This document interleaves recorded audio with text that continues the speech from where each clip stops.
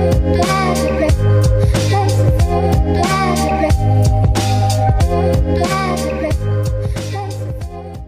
se retrouve pour un nouvel épisode de notre série Développons un peu. Je sais que beaucoup de personnes attendent ces épisodes avec impatience, donc je vous en fais un. Aujourd'hui, on va apprendre à comment intégrer du son, une musique, ce que vous voulez dans une application, même dans un jeu. Soyez au suite. Pourquoi je dis ça? Tout simplement parce que avec Xcode 6 version GM ou Godmaster, la version finale pour les développeurs si vous préférez, vient d'être disponible. Elle comprend donc bien sûr l'iPhone 6 et l'iPhone 6 Plus. On peut commencer à développer dessus.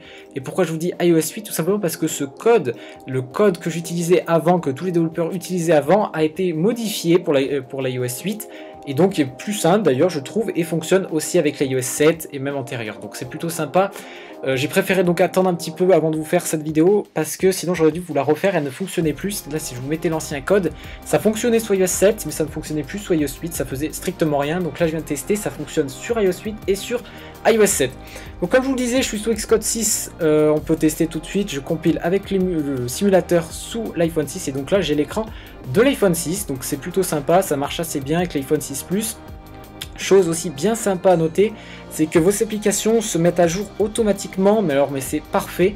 C'est-à-dire que j'avais une application qui était donc avec l'écran de 4 pouces du 5S par exemple, et bien j'ai juste eu à mettre Xcode 6 et j'ai compilé mon application pour iPhone 6, ça s'est mis parfaitement. Alors qu'avant je me rappelle pour les écrans 3,5 pouces donc de l'iPhone 4, et bien ça ne fonctionnait pas, il fallait faire au moins une modification pour que ça fonctionne assez bien par la plupart des cas. Donc là ça fonctionne bien, c'est la bonne nouvelle. On va commencer tout de suite par ajouter un framework. Alors un framework, qu'est-ce que c'est? C'est une sorte de plugin si vous préférez. iOS fonctionne autour de plugins. Enfin on va appeler ça comme ça, c'est des classes, mais on va appeler ça comme ça pour imaginer un petit peu la chose. Donc regardez, par exemple on importe ici UIKit. UIKit, qu'est-ce que c'est? C'est ce qui va nous gérer l'interface, c'est-à-dire que les boutons, les navigation bars, une fois qu'on va mettre un IB-Outlet, un UI label, dans cette classe il va savoir ce que c'est, tout simplement. Donc nous ce qu'on va lui faire, c'est qu'on va lui apprendre, en gros, on va lui donner la bibliothèque qui s'appelle Audio Toolbox. Audio Toolbox, comme vous l'aurez compris, ça va gérer le son, tout simplement, et on va aussi en apporter une autre, c'est AVI Foundation. Voilà, donc là je lui dis en gros à mon application d'utiliser ces deux frameworks, donc va chercher dans iOS ces deux plugins si vous préférez pour pouvoir les utiliser. Vous pouvez aussi utiliser, je vais revenir dessus, alors attendez, je suis allé ici, hein, j'ai pas dit comment j'étais allé, donc j'ai cliqué ici, je suis allé dans Build Phase et je suis allé dans Link Binary with Library, vous cliquez ici et vous faites plus. Si vous voulez par exemple utiliser Twitter, vous descendez, enfin vous allez le trouver si on tape ici, voilà Twitter, si vous voulez incorporer Twitter, vous mettez ici. Alors attention, si vous n'incorporez pas votre plugin, votre framework dans l'application, vous aurez plein d'erreurs, tout simplement parce que l'application ne va pas comprendre, hein, tout simplement. Tout ce qui est là-dedans va comporter le son, donc si je commence à parler de son sans avoir incorporé mon framework, l'application ne va rien comprendre. Donc une fois que c'est fait, c'est bien beau, on lui a dit dans notre application d'utiliser, mais on ne lui a pas dit de l'utiliser dans cette classe. Alors pour cela, on va faire comme la ligne au-dessus, c'est-à-dire qu'on va importer le framework Audio Toolbox. Alors faites bien attention, il faut bien mettre les petits crochets comme ça. Hop, voilà, on va faire pareil pour l'autre. Faites attention aussi à ne pas mettre de guillemets, c'est très important, sinon ça ne fonctionnera pas. Et on va mettre AVI Foundation. Ok, donc ça c'est bon. Hop là. Vous pouvez compiler, ça ne va strictement rien faire, on les a juste incorporés. Alors faites attention aussi, je vous conseille d'utiliser ça uniquement dans les classes où vous avez besoin. C'est-à-dire que si dans la classe ViewController ou une autre que vous avez faite, vous avez besoin de son, incorporez-les uniquement pour ces classes-là. Mettez pas ça à toutes vos classes, ça risque de poser quelques petits soucis de surcharge par exemple. Donc essayez de les utiliser à bon escient quand vous en avez besoin. Pardon. Donc là on va déclarer déjà un AVI Audio Player, donc ça sera le son. Hop, player, on va le nommer mon son, hein, tout simplement. Hop, voilà. Ok, donc une fois que c'est fait, on va se rendre dans notre ViewController M, vous mettez dans la boucle que vous voulez. Moi personnellement je vais me mettre au démarrage, donc dans le ViewDidLoad comme je vous avais dit. Donc dès que l'application va démarrer, on va charger un son, quoique on va faire un truc après. Je vais commencer en fait à les mettre, je vais faire des boutons, ça sera plus simple.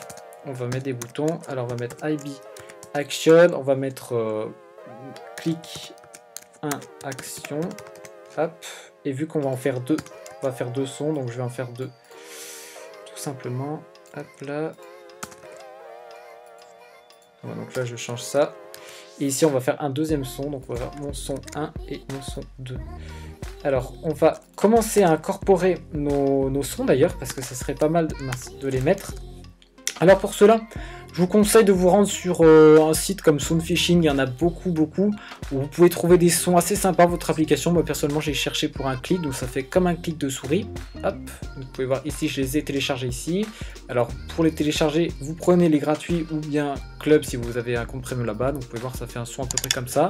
Vous faites gratuit, ça va le télécharger automatiquement.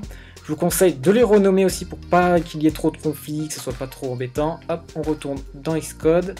Et on va copier ces 2 fichiers à la suite de notre application. Copy item if needed, je vous conseille très fortement, sinon ils seront liés au bureau. Si vous les supprimerez du bureau, l'application ne fonctionnera pas. Donc copiez et surtout faites attention de bien mettre en target votre application. Ok, vous faites finish. Donc vos sons sont ici. Normalement, si on clique dessus, ils se lancent. Ça sera parfait normalement. On va attendre un peu, voilà. Voilà, ok, c'est tout bon. On va commencer à mettre les boutons. Alors, je suis désolé, normalement, ça va laguer un peu. Ah non, c'est bon, nickel. Ok, parce que des fois, en général, mon storyboard lag un peu dès que je commence à le lancer pour la première fois. Alors, écoutez, on va mettre ça. Excusez-moi pour mon téléphone. On va mettre donc clic 1 et clic 2. Voilà, on va faire un truc simple. Hein. Clic 2, ok. Voilà, on va les relier. On clique à action et on va mettre en touche inside, hop, et lui pareil. Ok, donc ça c'est tout bon, tout est lié. On va se rendre dans vue contrôleur M. On va commencer déjà à mettre les, pas les oublier, les actions. Donc c'est clic 1 action, on a level ID sender. Hop, voilà. On va faire une copie de ça et ça sera tout bon. Ok, on aura fini pour ça. Vous allez voir, c'est plutôt sympa, vous pouvez mettre vraiment des musiques assez longues ou bien des petits sons par exemple si vous voulez juste faire une sorte de clic. Une fois que vous cliquez sur un bouton, et bien ça vous fait un petit son comme par exemple ici de clic. Donc on fait ok, donc une fois que c'est fait, on va assigner notre fichier à la variable qu'on a créée précédemment, mon son et mon son 1. Alors, commencez à mettre un NSURL tout simplement pour dire le chemin d'accès à notre fichier clic 1 et clic 2. Donc on va commencer aussi par nommer notre fichier. Donc on va mettre fichier son 1 comme ceci. Et on va commencer les paramètres de notre URL. Donc NSURL comme ceci. File with URL path. Donc là on a une string. Ce qu'on va faire, et bien là on aurait dû... Ah mince, attendez, hop, j'ai juste mal mis le L. Voilà. Donc là on va dire où va se situer notre fichier justement. Donc nous on va lui dire que notre fichier se situe dans le bundle, donc c'est-à-dire dans notre application en local, donc pas par un accès internet, ça sera problématique par exemple par la suite. Donc on va faire un ns, hop, donc là il en faut 2, ns bundle, on va mettre main bundle, hop, comme ceci. Ok, ensuite on va mettre un pass for ressources, voilà c'est ça. Donc là on va mettre, donc en niveau string, on va en mettre 2 comme ceci, et on va mettre clic 1, donc le nom de notre fichier, et l'extension de ce dernier. Alors vous pouvez l'avoir ici, donc moi ça sera mp3, c'est juste après le point, tout simplement, donc moi je vais mettre .mp3. Ça marche aussi si vous avez un .wav, un .caf, vous en avez beaucoup, donc vous avez juste à remplacer le mp3 par le nom d'extension de votre fichier. Une fois que c'est fait, hop, ça c'est fait, ok. Donc là on a un warning, tout simplement parce que notre variable n'est pas utilisée, on a créé notre URL, il sait les paramètres qu'elle a, où est-ce qu'il pointe, mais on n'a pas encore utilisé. On va faire pareil pour le 2. Donc on va mettre 2 ici, et c'est tout bon, ok. Ensuite, donc là en fait on a dit l'URL, on lui a dit que fichier son 1, c'est ce fichier-là. Maintenant ce qu'on va faire, c'est qu'on va en gros combiner les deux. On va dire que mon son 1, donc le AV Audio Player, donc le son en lui-même, correspond à ce fichier. Donc on va assigner les deux. Pour cela, on va créer donc mon son, hop, mon son 1 qu'on avait créé juste avant. Hop là, on va mettre un AV Audio Player, donc c'est celui qu'on a fait juste avant. On va l'alloquer. Hop, je sais pas si ça se dit, je suis désolé. Je ne crois pas honnêtement. Init with content of URL. Alors attendez, où est-ce qu'il est? C'est celui-ci, voilà, avec erreur, ouais c'est ça. Donc là, notre URL, bah, qu'est-ce que c'est? C'est celle qu'on a créée juste avant, donc fichier son 1. Voilà, et donc l'erreur, bah, nous on n'en veut pas, donc on met nil, on retourne rien. Ok, c'est tout bon, on va faire pareil pour l'autre. Hop là, attendez, hop, voilà, je l'ai. Donc ça, vous avez juste à le faire au début en chargement. Si vous voulez l'utiliser plusieurs fois, bah, vous faites juste ça une fois dans une boucle chargement, au téléchargement de la vidéo, parce que c'est juste de la vidéo, moi, de l'application. Et une fois que c'est fait, vous pouvez les utiliser à bon escient, vous allez voir, c'est une fonction, c'est hyper simple. On va se prendre ici et on va faire mon son 1, play, tout simplement. Voilà. C'est aussi simple que ça, donc une fois que c'est déclaré, donc c'est ça la partie la plus longue en fait, c'est juste dire à quoi correspond quoi, quel fichier, et les assigner entre les deux variables. Une fois que c'est fait, et ben, vous avez juste à utiliser la fonction play de votre variable.